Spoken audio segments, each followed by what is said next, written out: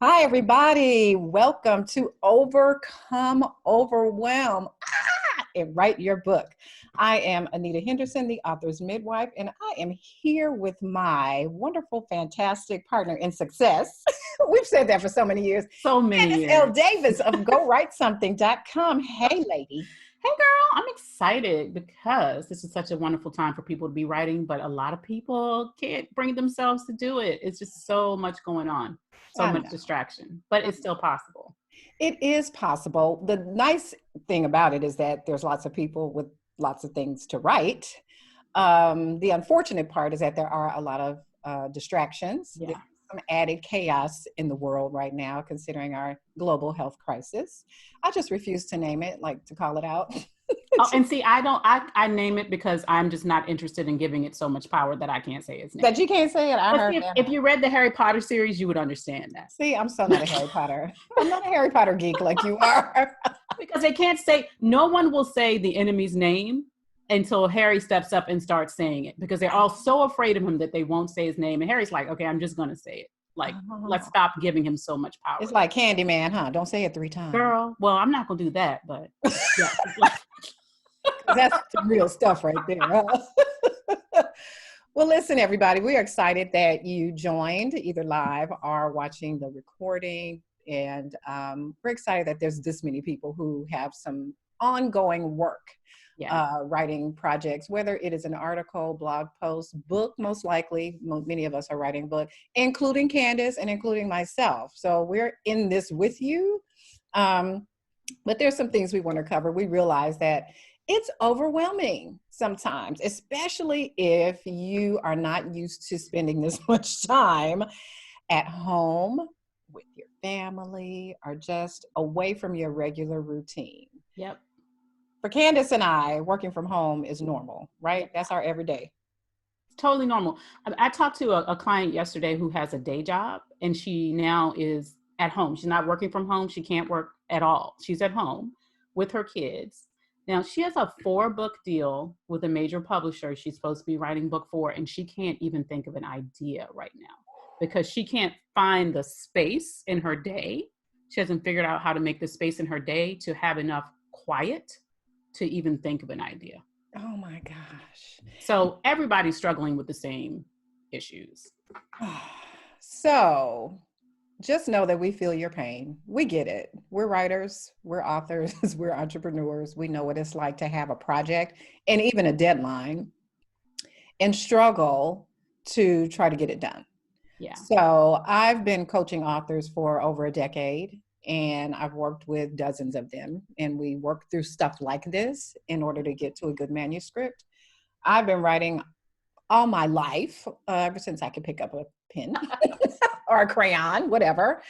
And so I get it. I've been through writer's block. I've been stuck. I've done the whole 9 yards. And there's some things we're going to chat with you about in terms of how to overcome that. Candice is like the super duper seasoned writer from a much more professional perspective, I think.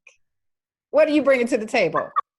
Well, I mean, I've spent about 20 years working in publishing now, right? I started as a ghostwriter. I edit books and I coach people to write books. But here's the thing, we are in a time that's unusual. There's a major crisis affecting the entire world, but writers have crises in their lives all the time.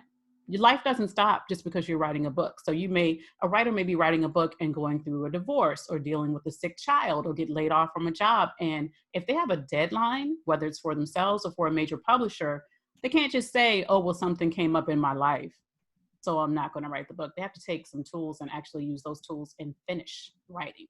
Right. So when I have a deadline with a major publisher for a client, I don't get to tell the publisher, sorry, my kid is sick, or sorry, I have something on at home. Sorry, I'm stressed out because of, this whole global situation and I just can't write. They're like, well, we gave you an advance, so you need to get it done. Yeah. And so even if you don't have a traditional book deal, or you don't have somebody breathing down your throat to say, we need chapter 8, or you need to be done by May 1st or whatever, and you're stuck, it's time to get moving. So Candice, give us one tip. So the first thing I would that I've done is to look at the situation, even in my family, my husband, my younger daughter who's home, and I have looked at it and said, how do we want to come out of this situation? And we can't control what's going on outside of our house, but inside of our house, we want to come out of this situation better off than when we started. Mm. We do. One of my clients built her business during the recession. She lost her business at the beginning of the recession, but she built a new business, which is a new 7-figure business, which she started by writing a book as her platform during the recession. I don't care what the politicians say.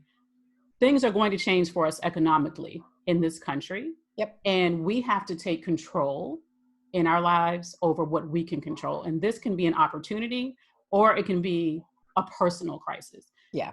For some people, it is a very personal crisis. They're sick. Someone close to them is sick. You know, my daughter's working in the ICU every day. It's personal for her. But I'm here at home in my bubble. I have the chance to make this an opportunity. I have the chance to come out of this better than I started. And we are committed in our house to coming out better than we started. It's not because we are not stressed at all. We have stress just like everybody else around the situation. But we're committed to making sure we come out better than we went in. So that's perspective. And I think that's one of the things, if you're taking notes, write that down. Choose your perspective on this situation. And again, it is not to marginalize it because it is very serious. As Candice said, she has a daughter who works in, you said the emergency room? She's in the ICU. In New Orleans, which is a hot spot right now. Exactly. I have a sister who works in the emergency room. I have sister-in-law who works in the ICU in New Orleans too. I have a cousin in California who is a nurse in the ICU. So we get it. I have a mom who's recovering from pneumonia who cannot go outside. So we get the severity of it, but you get to choose your perspective on, is this going to be a doomsday, sentencing for the world, or is it something that shall pass like most other things? And yes, it's very unfortunate for the people who have contracted this disease, for those who are hospitalized, and certainly for those who have died from this serious illness. But the rest of us have got to see ourselves on the other side of it, because it will pass eventually. So choose your perspective. And I think part of helping you choose the right perspective for you is to really limit your intake of the NEWS news. You got all these words you don't want to say today, Anita. What's going on? No, I'll say news. I mean, I have a background in public relations, and so I get the spin that happens on a minute by minute basis, even in a situation like this where there's so many, should be more facts reported than anything else. But a lot of it is spin. It's designed to tell you what to think, right? Do you really need to be kept updated minute by minute on the numbers? Right. How many have contracted? How many, countries? How many people have died? All of this, which celebrity has been, diagnosed? You really don't need to be watching the news day by day. I think it's fine to be informed. But when you get to the point where you're glued to the screen, you're inundated with the news, it does affect you. I remember 9/11, when that whole thing happened on September 11, 2001. I was watching the news all day. I was frozen watching the news. And they just kept showing the same images over and over and over again.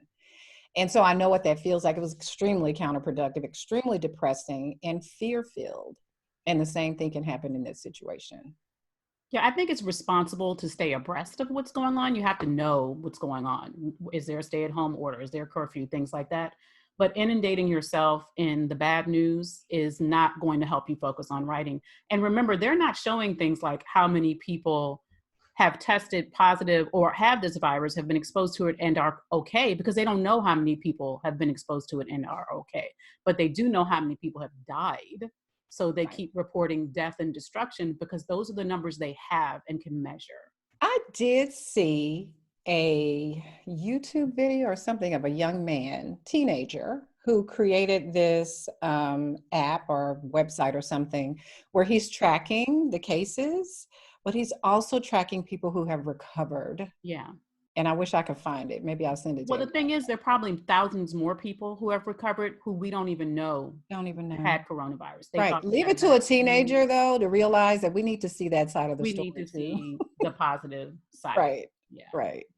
So in addition to keeping the news out, one of the things that I coach my clients to do is to make your home, or at least some part of your home, really your sanctuary, where you're not allowing the bad stuff in. So if you haven't, this is my office that I'm in right now, and this is my writing space. I don't turn on the news in this room. It doesn't come into this room. Now, my clients may bring it up a little bit when we talk, but we quickly shift into work. This is not that space. This is the space where I have things hanging on the wall that inspire me. This is a space where I have client books that inspire me to know why, remember why I'm doing what I'm doing. This is a space where I light a candle when I sit down into my routine. This is my comfortable space. This chair feels good. I spend a little money on a good office chair, so I'm not sitting in a raggedy chair. This is my sanctuary. And I don't allow people to come in here and mess up my sanctuary. This is my space. I create, in fact, my daughter's home from college, and I paid her to help me completely purge and reorganize, because we had a flood last year and we had put a bunch of junk in here. Completely purge and reorganize this because I knew I was going to be here even more than normal. I can't run out to a coffee shop and work right now, right? So you've got to have a space in your house. I don't care if I had a friend in California, a writer who wrote many wonderful award-winning novels, who wrote in her laundry room because that was the only place she could get away from her kids. She wrote at 3:00 in the morning. She would get up while the kids were asleep and go into her laundry. Now, she had a day job. It wasn't like she didn't have somewhere to be in the day. She did. But she would get up at 3 in the morning and go right in her laundry room for a couple of hours before the kids got up. That laundry room was her sanctuary within the house. So it doesn't matter how small your house might be or how many people you might have in there. I have friends who create prayer closets in their home, in their closet. Make your writing closet. Go in there and have your space. Claim something as a space of your own. My husband wanted us to have a shared office when we moved into this house. It did not happen. Good for you. My space. He Good. has his space on the other side of the house. I need to have my sanctuary. And if you want to be able to focus and write, and writing requires focus. It's not something you can just do, while everything is going on around you. In order to be able to create and tap into your own knowledge and tell your stories, you've got to have a space in which you can focus. Lock those kids on the other side of that door and sit down and write. In the nicest way possible, right? In the nicest way possible. I had my daughter, when she was 10, make me a do not disturb sign, because she's invested, right? Because she made it. And it's cute. And I would hang it on. I didn't have an office back then, so I would hang it on my bedroom door and work in there. But I trained them to know when the do not disturb sign was up, y'all don't get to knock unless somebody's bleeding or the house is on fire. Right. Right. And let your family know that. Like, don't just jump up and surprise them one day with a do not disturb sign, because they're just going to knock on the door and go, what is this sign? Or they'll ignore it. So communicating to your family that you need your time and your space and what you're doing. I'm writing, I'm minding my business, is a good thing. You got to communicate with the people you love. But the other thing you need to do, we believe, is we're experiencing a lot of emotions, right? With regard to this. It's scary for some people. It's just a challenge from a mental perspective to shift from your regular schedule to doing what you're doing now. And you need to just be aware of your emotions. Awareness, acknowledgement, process those emotions. Don't deny that you feel a little nervous. You feel a little uncomfortable when you do finally go out to the grocery store and cross your fingers and hope that you find one package of toilet paper. Real story right there. Be honest with yourself. Otherwise you're in denial and you're pushing that away. And those emotions come up at the most inopportune times, like when you're trying to sit down and write. Yeah. So that's inconvenient.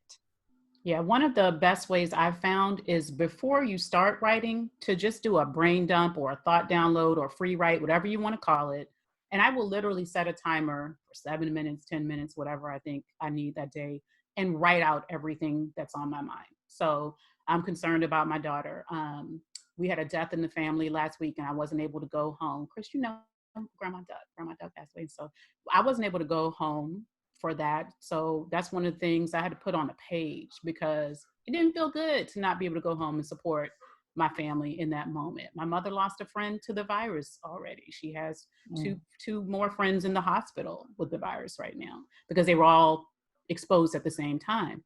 I can't do anything about those things, but I'm also not a robot and I do feel something in response to those things. So before I sit down and try to write my book, I just get that stuff out on the page. It is not journaling. Like, I'm not going back to read this years later. This is literally like, get the yucky stuff out and out of the way. I can throw it away at that point. But that way it's off my mind, off my chest, off my heart, off my spirit. And I can focus on getting the words on the page that I really need to get out to get my book done. Love it. Love it. I know some people jumped on after we got started, and I just want to quickly go over a couple of the things that we talked about in terms of some approaches to dealing with this. Basically, choose how you see the situation. We talked about perspective. Also deciding to limit your consumption of the news. It's going to be there. Treat it like, so sorry for the baseball fans, but I treat it like a baseball game. I don't really need to see the whole game. Just show me the highlights, who won, who lost. That's all. Make sure that you control your environment, make your home a sanctuary. Be aware of your emotions and process them, is what we're talking about.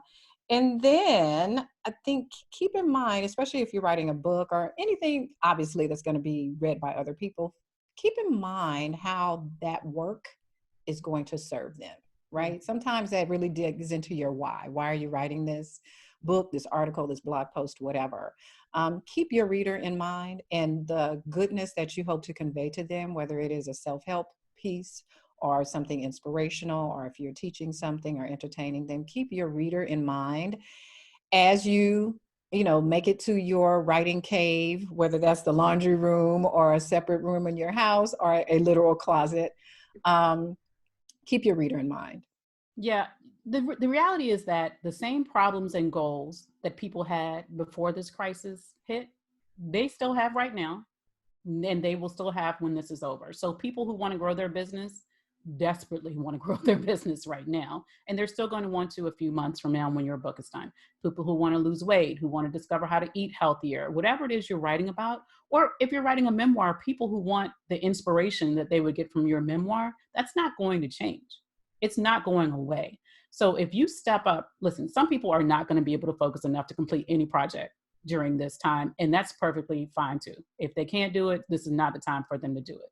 But for those of us who are willing to step up and complete our books during this time, they are going to serve people who will need them more than ever. It's really an act of leadership for you to step up and write your book right now. I totally agree. And I really think that the people who take the initiative and take in mind, these tips that we're sharing, can push through and go ahead and probably finish, if not at very least make progress on whatever you're writing. And you'll be the ones who are ahead of the game. Yeah. That's what I've been telling my clients. Go ahead and get it done now when everybody else's focus is on all the chaos that's happening. You focus on your book. You're not the only one who's working on something, but guess what? If you finish it now, you'll be one of the very few who actually is ready to go to market with your piece when this whole thing blows over.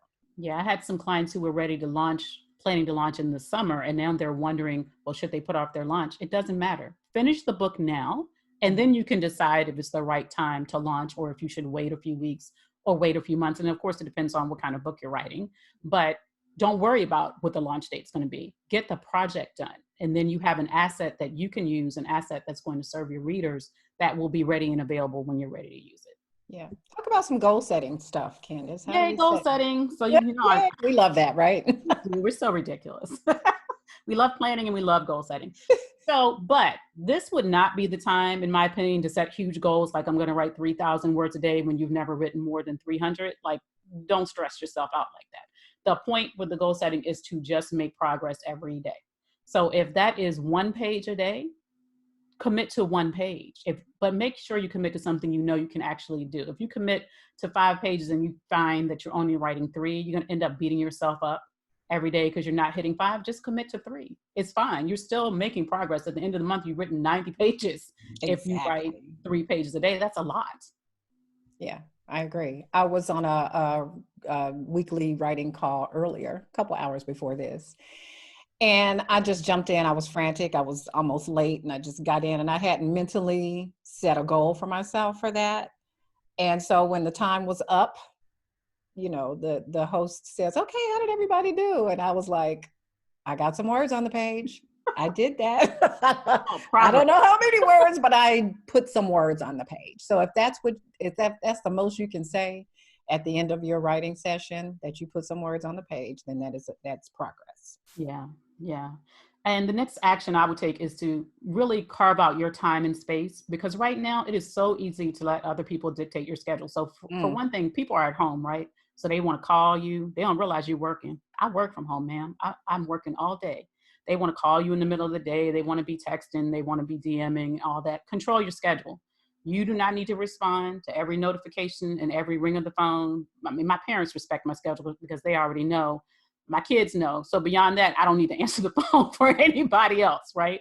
I'm answering for those people only because I'm protecting my time. So for those of you who have small kids at home, it's definitely going to be a challenge, but the beginning and the ends of the day can be yours. So when I had small kids at home, I knew I had to get up early if I wanted to get writing time, or this was even better. I instituted quiet reading time in the middle of the day. You could either take a nap or you could have quiet reading time. Well, what do you think a child is going to do? Of course. They're like, no, not a They're not taking a nap. They're going for quiet reading time. But that was my writing time. You can trust the kid, anybody over 4, to kind of go off and do their own thing and have their book while you're writing. The point being just to dictate your own schedule. Do not allow the news, the next press conference, the people who are working from home who have no idea what your life is like working from home. Don't let them dictate your schedule for you. You are in control of your schedule. I mean, that really speaks to having a routine, right? Have a routine. Like, it sounds like such the dreary word, routine. You can call it whatever you want to, but schedule stuff. Like, you don't have to schedule everything in your life. But if you know there are things that are important for you to complete or to make progress on, schedule it just like any other appointment. Make a routine of writing. If you're not a daily writer, then don't force yourself to do it. But if you pretty much feel like you can write 3 or 4 days a week, then plug it into your calendar, into your mind, whatever you use, and make it a routine. The more you do it, the easier it will become and the more progress you will make with that writing routine.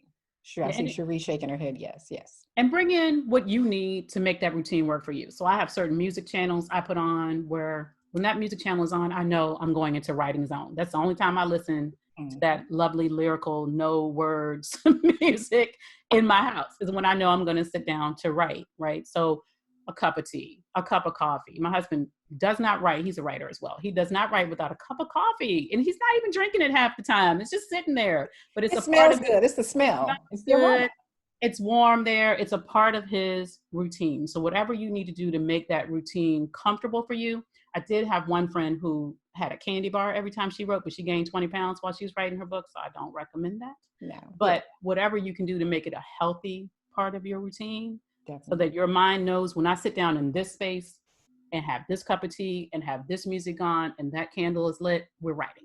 Right. It may be a sequence of things that you do. Like I always recommend to my clients, take care of all the bio stuff, right? Go pee, just keeping it real. Get yourself something to eat. Like, don't show up to your writing space hungry, like I did this morning.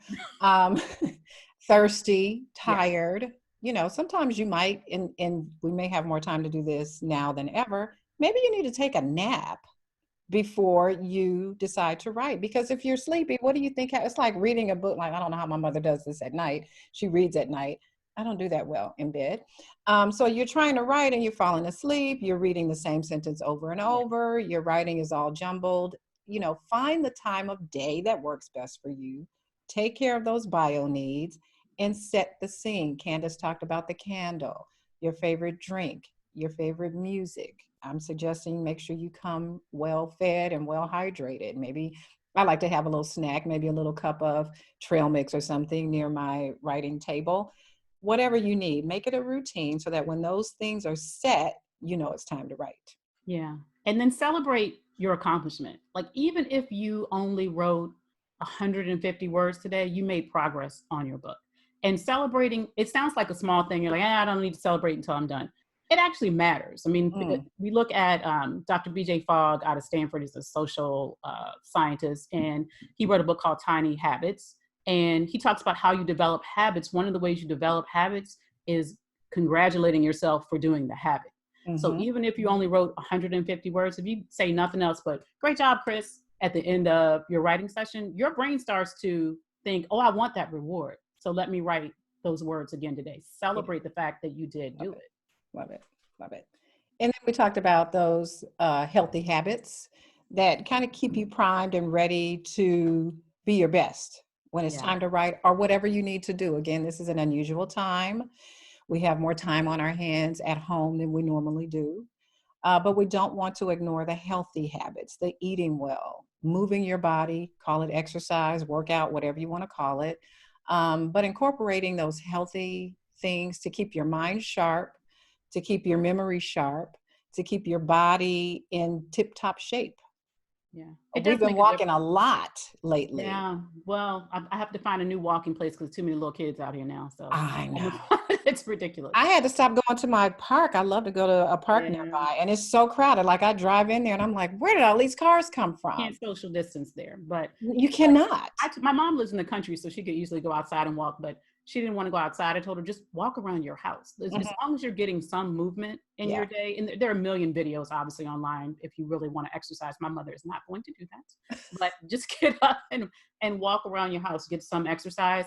Anita mentioned naps. Sleep is essential. Right now, my sleep is very interrupted, so I will take a nap before a major writing session because Mhm. I don't want to go into it with a foggy brain, right? Yeah. And do take listen, this sounds really silly, but take a shower every day. It sounds like, well, why wouldn't I be taking a shower? Wait till you work from home a little bit longer. You will see that is very easy for the whole day to pass and you realize it's 5 o'clock. I haven't even taken a shower yet because you get into your computer and you're so focused on work and you're Mhm. doing what you need to do and your basic self-care has slipped out the door. So just Yeah. stay focused on keeping those basic self-care tips. Yeah, and kind of along those lines, almost like the opposite, just try to avoid incorporating new habits that tend to be unhealthy. So Yeah. I'm a wine drinker, but I don't recommend using wine as a Kickstarter for your writing sessions. No. Wine or any, as Candice calls it, brown liquor, none of that stuff, right? You want to be fresh. You don't want to start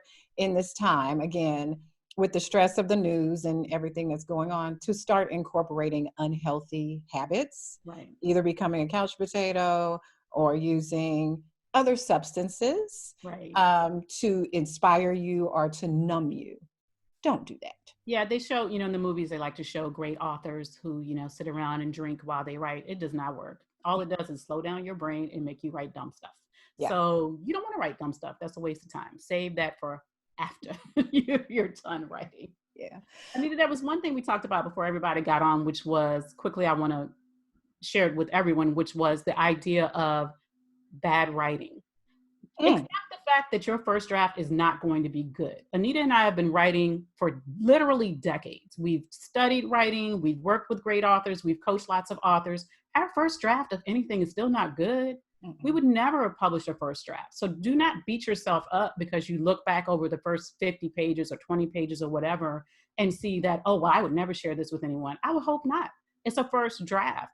You're going to have to go back and go through it and make it better, improve it, add things, take things out. It may be repetitive. You'll take things out.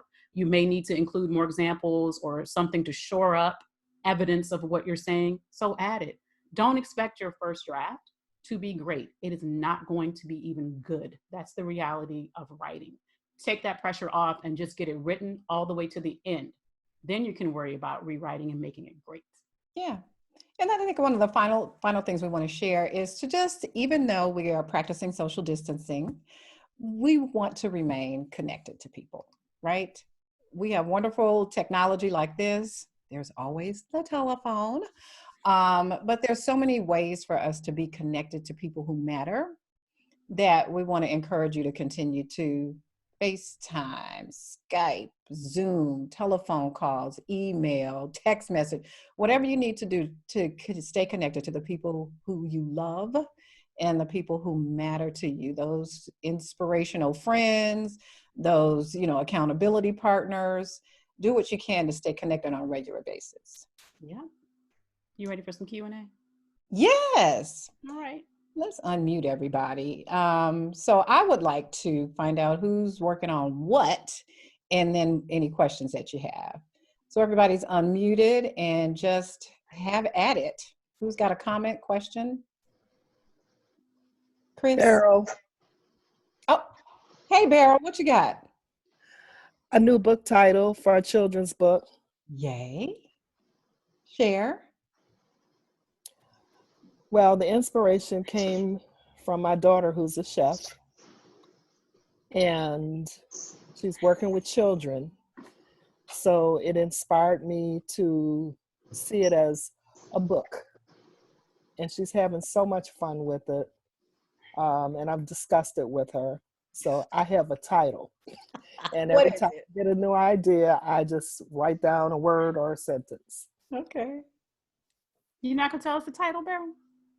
She would kill me. Oh, okay. You're not allowed to tell the title. I'm not allowed with. I can just tell you the title begins with cooking with, and then I'll leave the rest out. Okay. Well, so we'll say that your daughter is an award-winning chef. Yeah, I was going to say, yeah, let's not leave out that detail. She's a chef, but she's also an award-winning chef. Nationally recognized. She discovered she loves teaching. So that's good. And her favorite authors right now are little children. And there's always a market for children's books, even as we go into what may be tighter economic times. Let me tell you something. Parents are still going to buy books for their kids. Mm-hmm. Always a market for that. Yeah. Anyone else?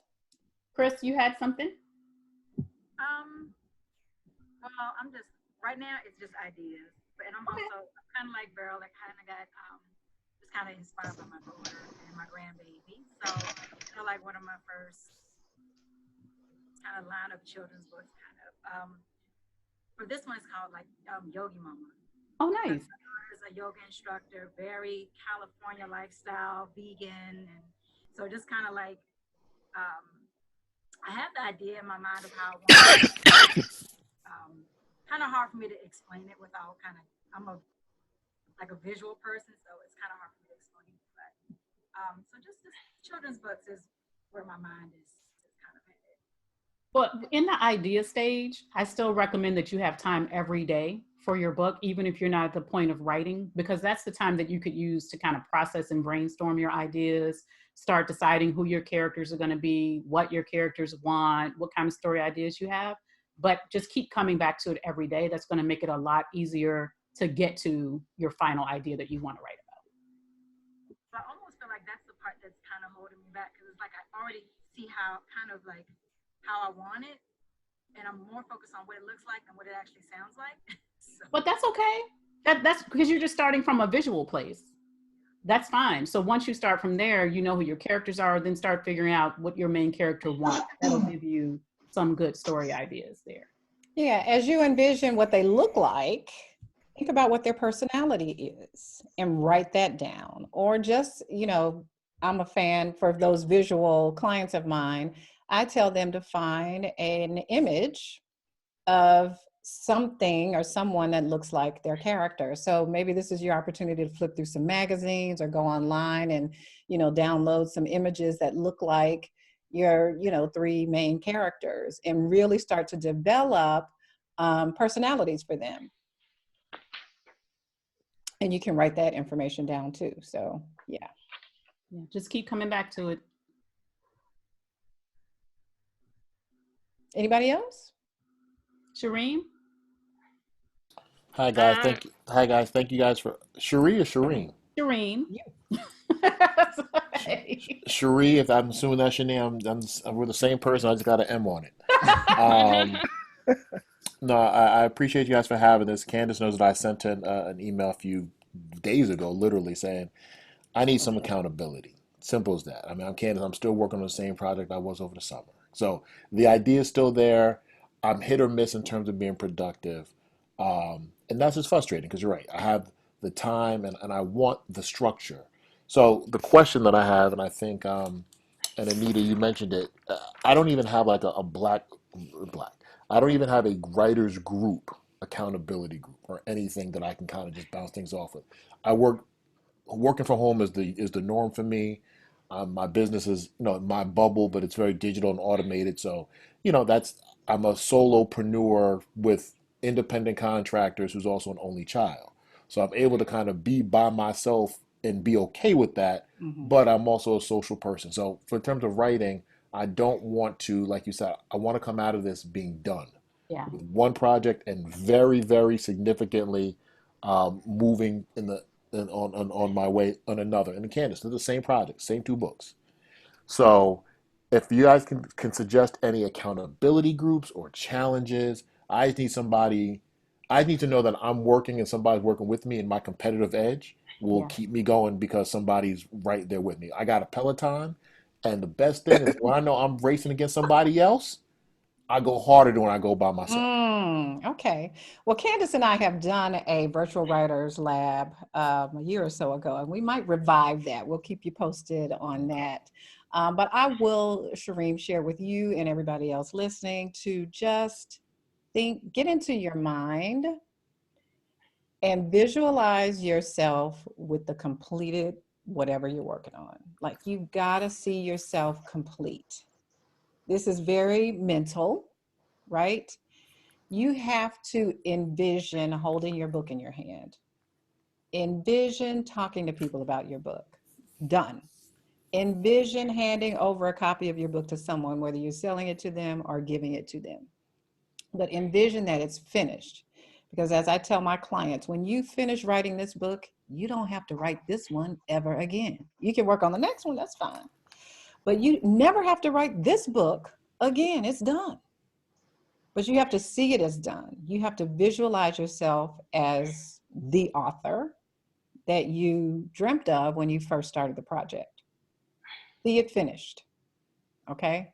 Well, what are you part of a group that, I mean, is it a Facebook group or what kind of groups are, I guess, and I can just go online and look for groups. I hadn't really thought about We it, can but make some recommendations. There is yeah. a writers group, and I know Candice is probably in a couple of them, and they're part of other things. So sometimes they're entrepreneurs, sometimes Mhm. they're just writers. Some of Yeah. them are author groups, and so they may meet weekly, or some may meet every other week. Candice, If any suggestions, I'll take them. Yeah, I'll email something because I got a couple, but I don't know if they're open Okay. yeah. to if they're taking new people. But a few things for you, Shireen. You mentioned 2 books. You should only be working on one right now. Yes. No, I am. I'm only working on one. So let me be Okay, clear. as long as you're working I'm on one. working on the one that you and I were working on over the summer Okay. with a slight change, but the one that you told me has a ton of particularly professional publishing potential to Yeah. the next level. That's still there, and I want to get to it. So I'm Well, not working on it. until you finish this one. Correct, correct. Again, I'm not Absolutely. trying to start it till I finish, but I Okay. got to finish.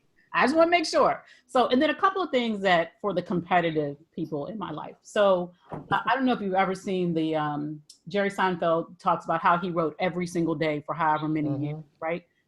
If you don't hit the 300 words, you break the chain. So you just have a calendar, a paper calendar, where you get to make an X every day that you hit your goal.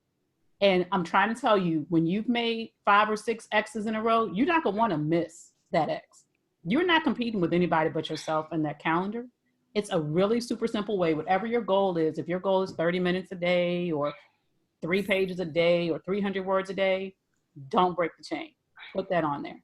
Another way is to even, until you have a specific writing group or accountability group, be publicly accountable. Tell people you're working on the book. Tell people how much you expect. That doesn't work for me, by the way. I'm not a competitive person, don't really care what other people think. But for those of you who are competitive and want to make sure you maintain what you've told people you're going to do, tell people, I'm working on this book and I'm going to have it done and published in December. Or I'm working on this book and I'm going to write 300 pages a day. Tell the people who you believe will say, hey, Shireen, what you doing? I thought you were writing this book. And people are going to say it even if you don't ask them to, and it's going to get on your nerves. Mm-hmm. And another thing is to be honest with yourself about how much you really can write. Like when you start setting goals that are way too high, and we talked about this before, all it does is lead to you beating yourself up. If you don't have a writing habit yet, don't try to set a huge writing goal. Set a shorter goal. And you can always look within your business community and find one person. Like I have a marketing accountability partner. We meet every Thursday. We have a marketing goal for the week. We're on for 30 minutes on Zoom. She spends 15 minutes talking about what she did and what she's going to do next week. I spend 15 minutes talking about what I did, what I'm going to do next week. It's just one-on-one. But I can tell you, if I haven't done it by Wednesday night, I'm scrambling to get it done because I know I have to see her on Thursday. And I don't want to have something to report. Now that I do care about because we have committed to each other, right? It's not like this amorphous public, I'm going to do this. She and I have a relationship, we have a friendship and a professional relationship, and we have committed to each other that we're going to do this. So I get it done. It's a one-on-one accountability, and we've been doing it for a year and a half, and it still works. Yeah, and in that way, you can't hide behind the group of 100. Right. In your, writing group. It's you and one other person. And that's why I think some of the smaller groups are really more helpful. Yeah. And I chose her because I knew she was not the kind of person who was going to be like, oh, that's okay, Candice, don't worry about it. I know you say we're going to do it, but no, she's not that person. She's like, well, why didn't you do it? And what's going to be different next week? Mm-hmm. Yeah. Appreciate it. Thank you. Of course. Cherie. Mm-hmm. I'm just thinking, how do I move forward with what I've done? Should I just not read it and just continue to write according to my outline? Are you looking at the screen? Look at Candice's eyes. She's like, yeah. I know that you have an outline for the book you're working on. And I know that you know that at some point or multiple points, the outline might change, and that's okay. But I also know that the goal is to get to the end. You can't get to the end if you scrap what you've written and start from scratch. If you keep going back to reread what you've already written, now's not the time for that. If you haven't gotten to the end yet, it's not time to go back and read all that other stuff. I know you're trying to make sure it flows and blends in and all that kind of stuff. You can do that later. Keep in mind that first draft, the point of the first draft is to get from the beginning to the end. Candice has already mentioned, it's going to be crappy. It's okay. Everybody's first draft is crappy. I don't know of anybody who's actually published their first draft. God bless them. Not to say it hasn't happened. Well, no, I'm sure many people have, but those are books that you would not want to have. You would not want to read them. Yeah. Okay. Everybody's first draft is crappy, and it's not the published draft. Okay. It's not the one you published. You need to get from beginning to end with first draft. Take a breather, reward yourself, as we have mentioned, and then get back into it later to do the cleanup and all of that kind of stuff. But get to the end. And for some people, assigning a date, a timeline, a schedule, whatever, matters. Like if you are date sensitive, if you're that kind of person who says, doggone it, by May 1st, I'm going to be done. Like, I'm going to be done. If you're a date person, then give yourself a date that you're going to be finished with your first draft and figure out how long it takes you to write X number of words and then how many days you need in order to get that done and finish. Yeah. And even when I'm writing a first draft, if I get stuck for a word, like I know I've used this word 10 times or it's not the right word, or if I know I need a statistic or data point here, I don't stop to go find it. I just drop 3 asterisks in there and a note about what I'm looking for and come back and do it later, because the quicker you can get through the first draft, and you're not writing blind, of course, you're thinking as you write, but the quicker you can get through that, the easier it's going to be to get into the revision process and get that done, because you won't have been hanging on for so long, arduously working on that first draft. You still have some energy left for the revision phases. Right. I typically make notes in all caps and I highlight it in red.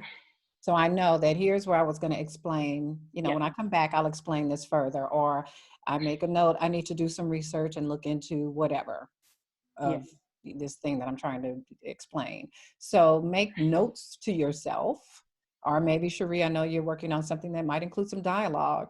Just say, here's where this character and that character have a conversation about whatever, and leave it. right? Because dialogue takes time, and there's certain parts of our work that may need a little bit more massaging and a little bit more work than others. Don't let that slow you down. You can spend all day trying to come up with the right conversation between character A and character B, Yeah. but you won't get to the end of your manuscript that way. Mhm. And I just think it's imperative that you give yourself some grace, Sheree. Like, just don't hold yourself to such a high standard on the first draft. You know, give yourself the grace to allow yourself to write it just the way it comes out, and know that you're gonna, you obviously know what good writing is, because you wouldn't even be thinking about it this way if you didn't. You obviously do. If you need help to get it there, when you get to that point, then you address that when you get to that point. But right now, it's just getting it on the page and giving yourself the opportunity to do that without judgment. Okay. Good stuff. Good. Thank you. Yes, ma'am. Well, we can close it. Did anybody? Oh, Chris. Yes. So for somebody like me that's just in the idea stages of writing, I guess, what's the best way to kind of like figure out your style of writing, like how you want it to come out? Because I see like some people have like very rhymey poem type of books, and then others are like really story-like. So I mean, how do you find your style? So rhymey poetry is real work. If you, it is not like it just sits down and comes out. If you're not a person who is drawn towards poetry, you don't need to try to be Dr. Seuss. If that comes, if you enjoy that, right, and you feel like the child that you're writing this book for would want that and need that, then take the time to learn how to do that. But don't expect it to come just like naturally for anybody. Those authors work really hard for the most part to make that work without forcing it. Right now, start writing. When you get to the point that you start writing, see what your voice sounds like. Take into consideration the age group, because you're thinking children's books. Start reading lots of children's books in that age group and kind of see like, okay, how long should sentences be? How many sentences should be on a page? Because a lot of times people will write books for children aged 5 to 7, and it's like 500 words on a page. No child that age is going to read that. And no parent is going to read it to their child. So be aware of what that age group requires and what that age group is capable of reading or what they want read to them. And then kind of start writing and see what your voice sounds like. But in terms of, do you want to do the rhyming? I've seen very few people do that well, because it takes so much time and effort. So just a matter of how much is that important to your story? Do you need to invest in that or not? Yeah, because it's not just rhyming, you're actually telling a story in this rhyme. And so it's a double, if at least double effort to get it out and to do it well. Yeah, I agree. I think the only way to really find your voice is to write. Yeah. And children want a story. So they want to know this character is setting off, wanting something, going through obstacles or overcoming obstacles to get something, and with children's stories, hopefully getting it right in the end, or getting something different, but also great that they didn't know they wanted. But just if you focus on the personalities, as Anita mentioned, of your characters and what's unique about them, and then what they really want, particularly your primary character, you should be off to a good start. So we're going to wrap it up and let you know that we will get some additional information to everyone. Thank you so much for signing up. Thanks for showing up. Thanks for working on your works through this interesting time that we find ourselves in. And I really encourage everybody, and believe that you will, make progress and hopefully finish what you have started, so you can feel good about yourself. Pat yourself on the back and give yourself a reward. Yeah, and you will thank yourself at the end of this, whether you're finished or you have just made progress. You will be really glad that you put in the time during this time period. Good deal. Well, as we say, I need to go write something and overcome the overwhelm. Okay, get the book done, and we will see y'all at some point later. Look for some information from both of us in your email inbox. All right. Thank you all. Okay. Thank you.